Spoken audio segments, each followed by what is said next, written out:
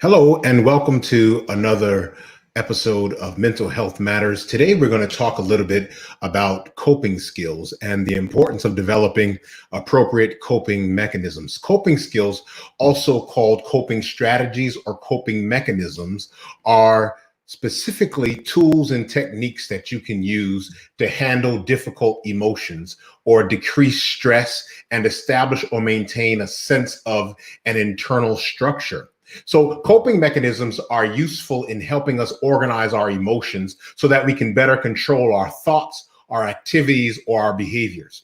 They can also be useful when you're feeling angry or anxious or sad or stressed or overwhelmed, depressed, or even pissed off, tired, frustrated, and the list can go on and on and on. So usually coping skills could be broken up into a few broad categories. They're general coping skills that help you in the moment to get control of your emotions due to disruptions in your daily life. And these grounding or general coping skills include things like mindfulness. Now, we'll have an entire episode on mindfulness alone, but mindfulness is the art of becoming fully aware or becoming fully present or engaged with whatever it is that you're doing.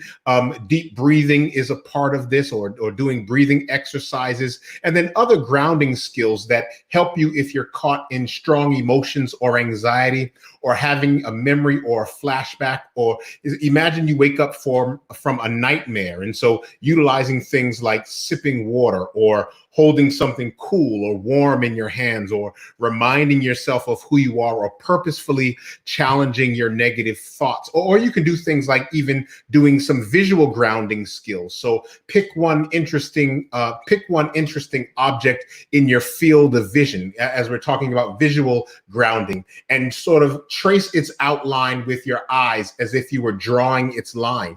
You can also utilize your ears in your grounding techniques, where you stop and you listen and you notice and name the sounds that you hear nearby, that you start with the closest or loudest sounds and you gradually move your awareness of sounds outward. So you're focusing on until you get to the point where you're focusing on what you hear in the distance. This is a lot of things that we suggest to people who may listen to music as a means of coping. It's not just becoming aware of what it is that you're listening to in general, but seeing if you can even pick out the pieces of the music, the different instrumentation that is useful. Some of these other things are counting to 10 or stretching or taking a stroll. Some other coping mechanisms can be more so habitual coping skills. So things like, these are things that can be added to our routine, like exercise, or getting to bed early, or snuggling up with a good book, or connecting with our friends or our families, or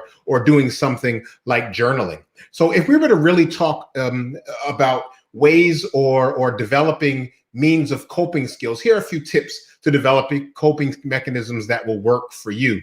Find ways to engage your senses, all 5 of your senses in coping. Some people call it a self-soothe kit, but for others, it's just finding a way to become present with your 5 senses. Develop a personalized plan.